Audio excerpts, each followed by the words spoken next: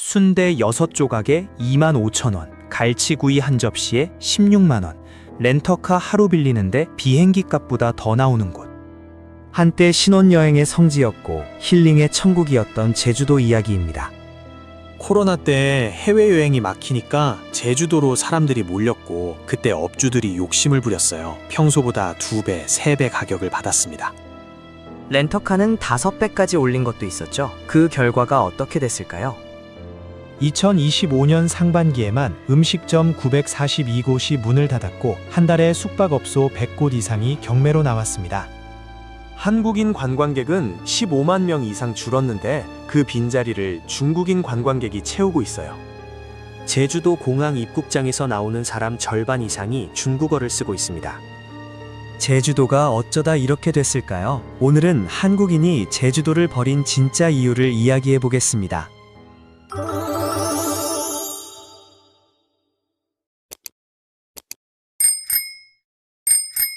제주도 하면 가장 먼저 떠오르는 단어가 뭔가요? 예전에는 신혼여행, 힐링, 아름다운 자연 같은 낭만적인 단어들이었을 거예요.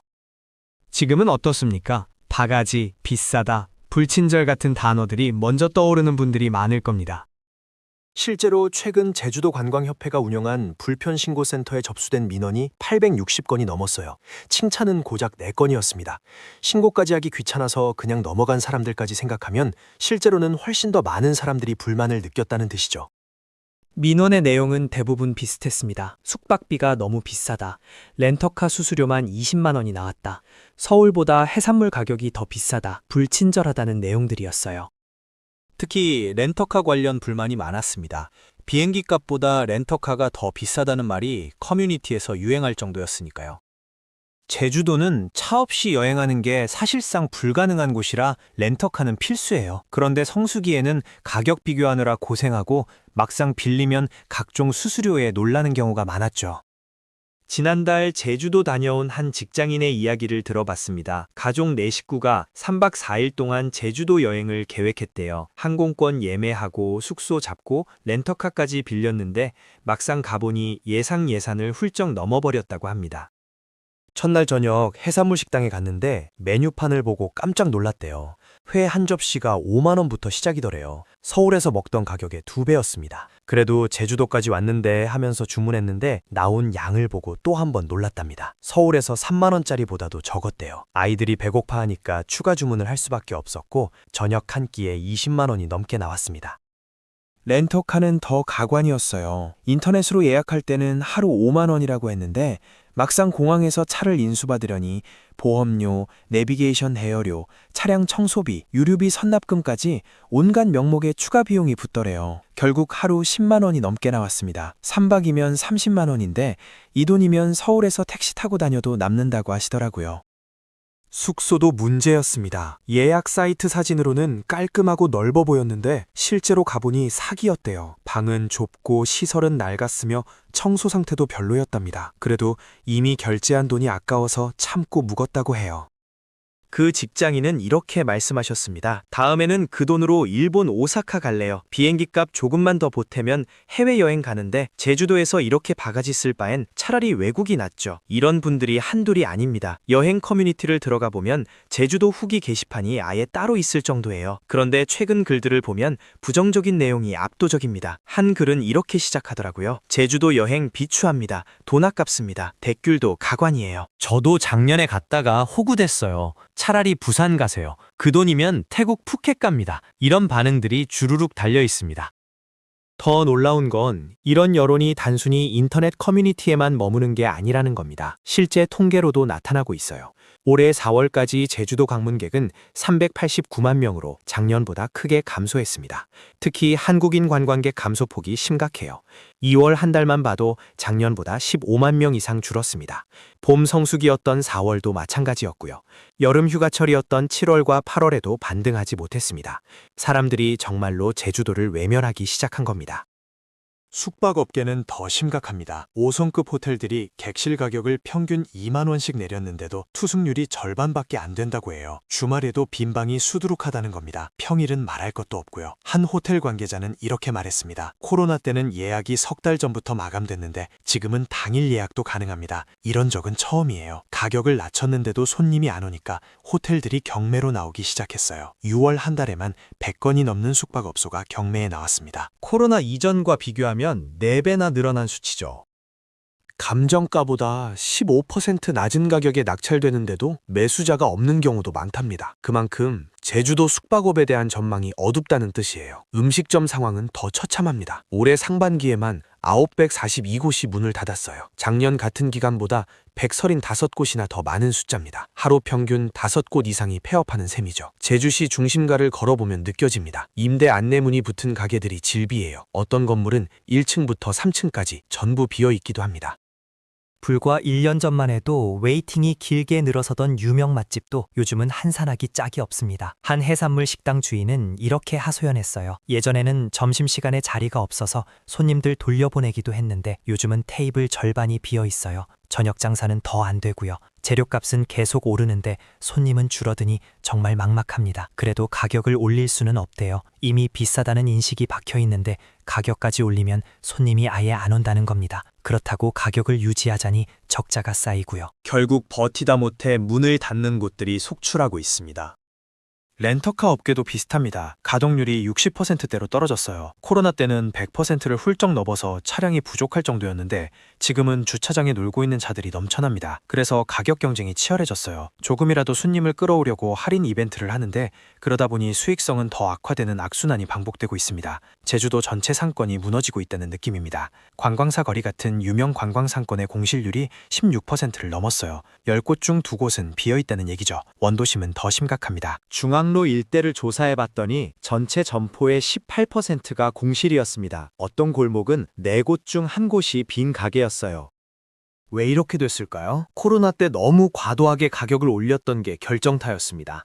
당시에는 해외여행이 막혀 있으니까 제주도로 사람들이 몰릴 수밖에 없었어요. 수요가 폭발했죠. 그때 업주들이 욕심을 부린 겁니다. 평소보다 2배, 3배 가격을 받았어요.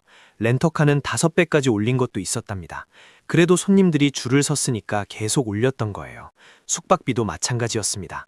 평소 10만 원 하던 방이 30만 원, 40만 원씩 받았어요. 그런데도 예약이 꽉 찼으니 업주 입장에서는 당연히 계속 올릴 수밖에 없었겠죠. 문제는 그때의 기억이 사람들 머릿속에 박혀버렸다는 겁니다. 제주도는 바가지 쓰는 곳, 비싼 곳이라는 이미지가 완전히 고착된 거예요. 해외여행이 다시 열리자 사람들은 주저없이 외국으로 향했습니다. 일본 오사카나 후쿠오카는 제주도보다 훨씬 저렴하거든요. 항공권이 조금 비싸긴 해도 현지에서 쓰는 돈을 따져보면 제주도보다 싸게 먹힙니다. 게다가 엔저 현상까지 겹쳐서 일본 여행 비용이 더 떨어졌어요. 실제로 계산해본 사람들이 커뮤니티에 글을 올렸는데 제주도 3박 4일 경비가 1인당 60만 원 정도 나온다고 합니다. 항공권, 숙박, 렌터카, 식비 다 포함해서요.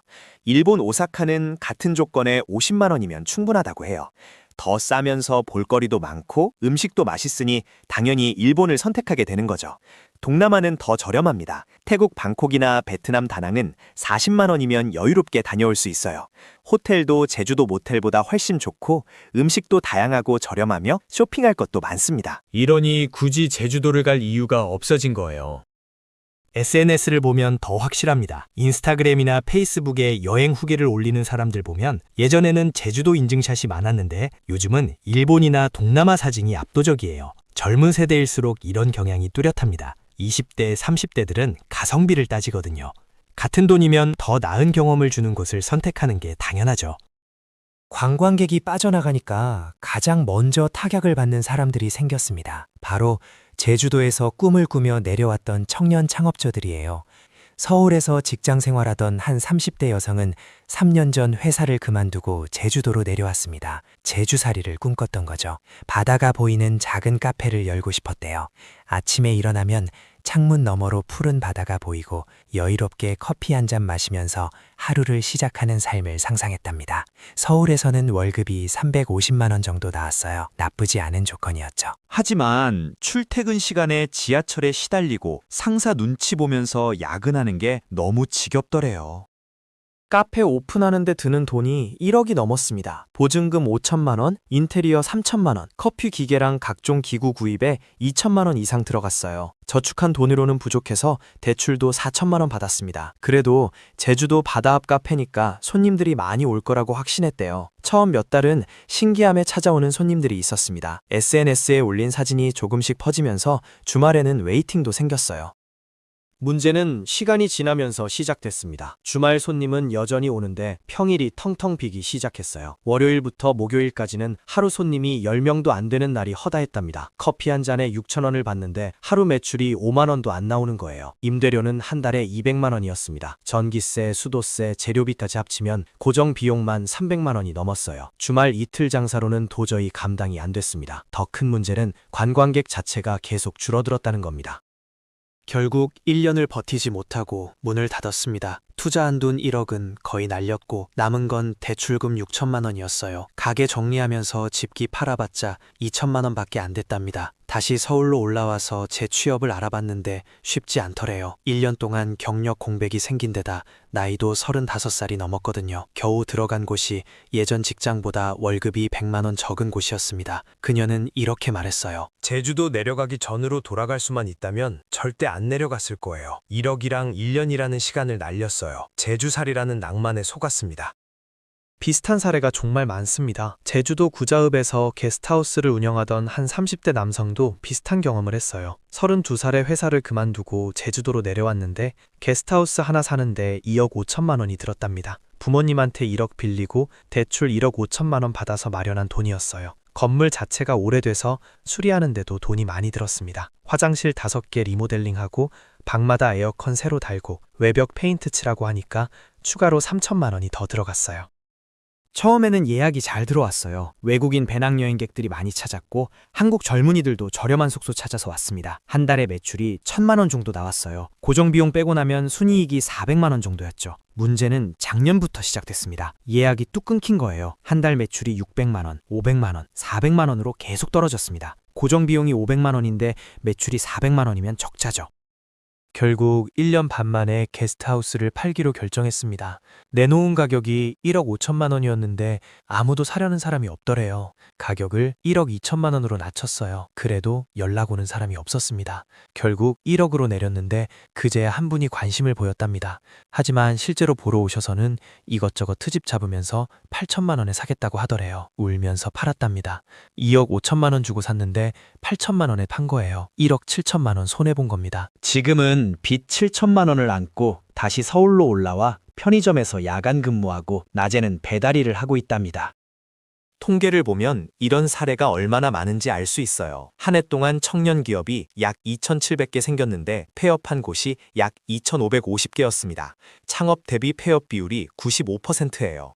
100명이 창업하면 95명이 망한다는 얘기입니다. 이게 정상입니까? 40세 미만 젊은 창업자들 중에서는 4명 중 1명꼴로 폐업을 합니다. 왜 이렇게 많이 실패할까요? 준비 없이 감성만 믿고 내려오기 때문이에요.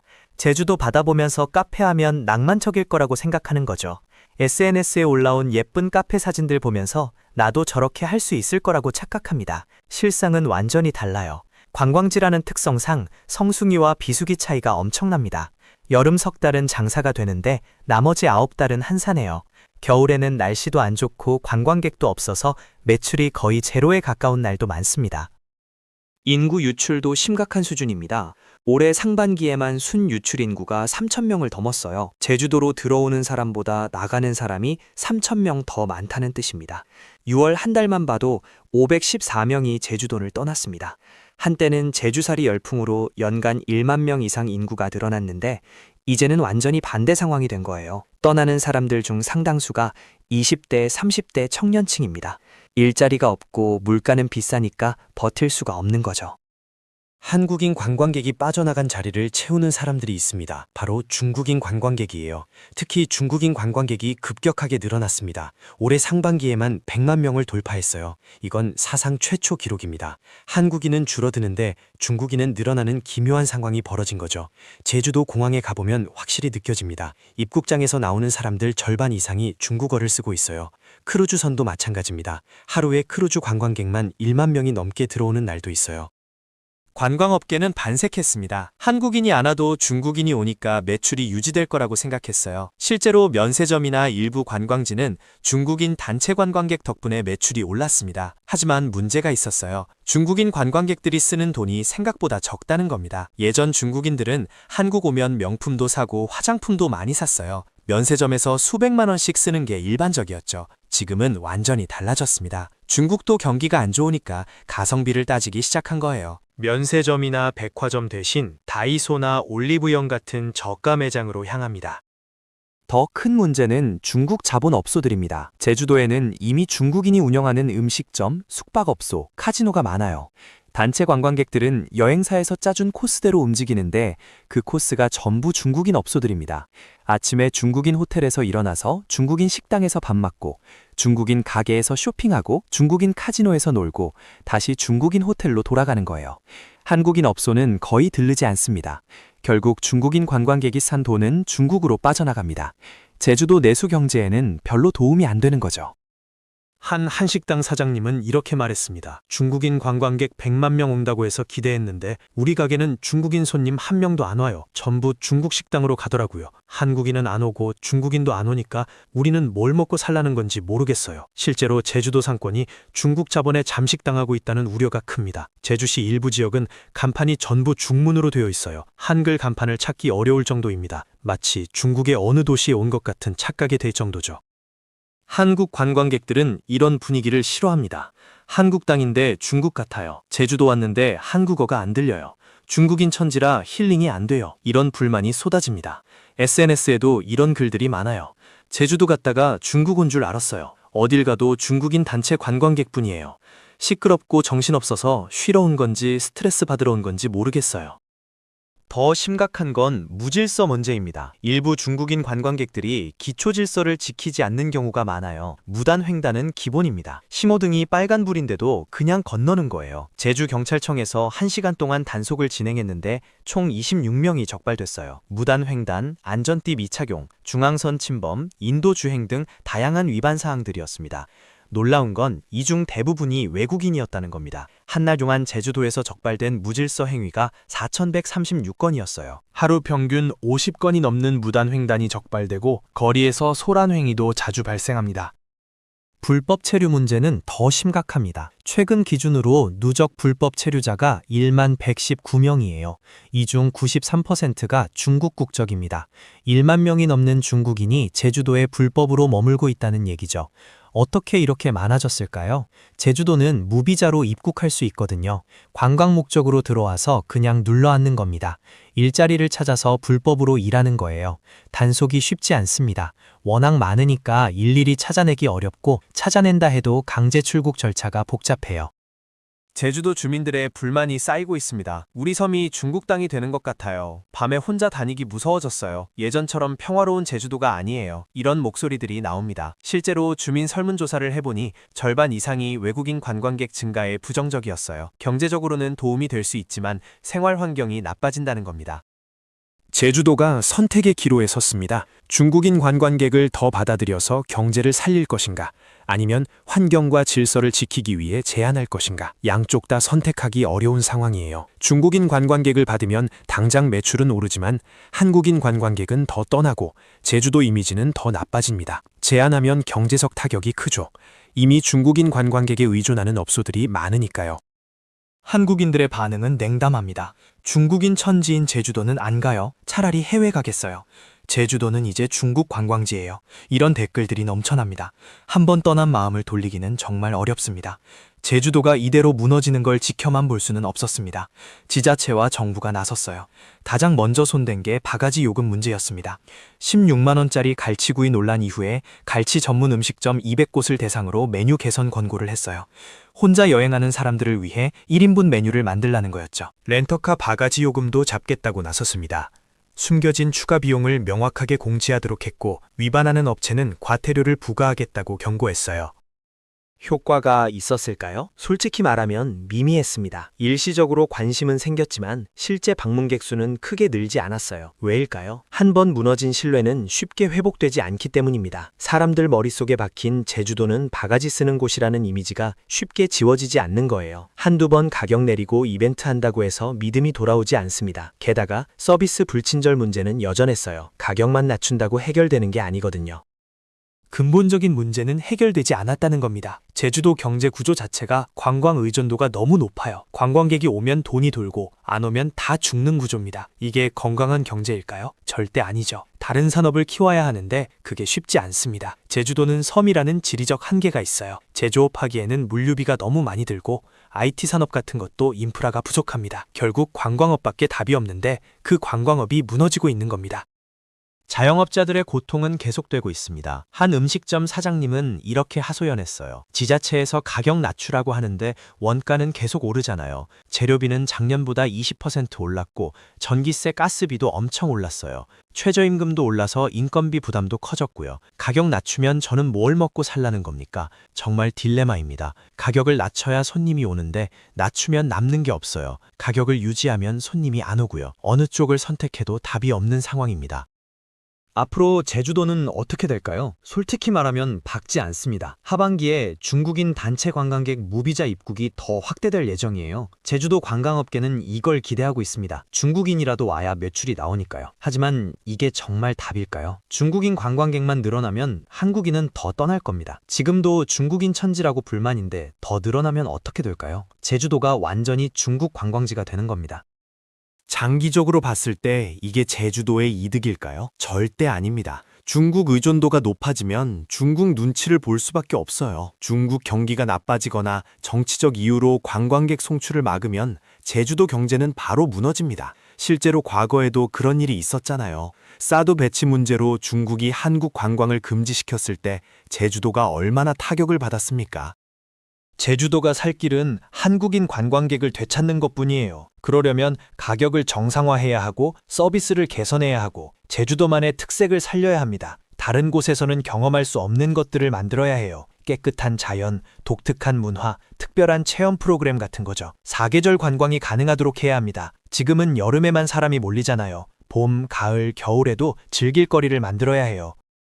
희망이 아예 없는 건 아닙니다. 여전히 제주도를 사랑하는 사람들이 있어요. 바가지에도 불구하고 중국인 관광객 문제에도 불구하고 제주도의 아름다운 자연을 보러 오는 사람들이 있습니다. 이런 분들을 실망시키지 않는 게 중요합니다. 양심적으로 장사하는 업주들도 있어요. 적정 가격 받고 친절하게 대하고 정성껏 음식 만드는 분들이죠. 이런 분들이 더 많아져야 합니다. 그래야 제주도 이미지가 조금씩 회복될 수 있어요.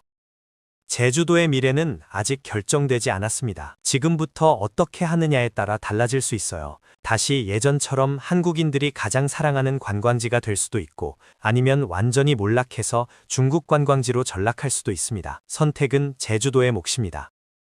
우리가 사랑했던 그 아름다운 섬, 신혼여행의 성지였고 힐링의 천국이었던 그곳, 다시 그런 모습으로 돌아올 수 있을까요? 쉽지는 않겠지만 불가능하지는 않습니다. 제주도가 변한다면, 진심으로 변한다면 사람들은 다시 돌아올 겁니다. 영상이 유익하셨다면 구독과 좋아요 부탁드리고 여러분의 제주도 여행 경험도 댓글로 들려주세요.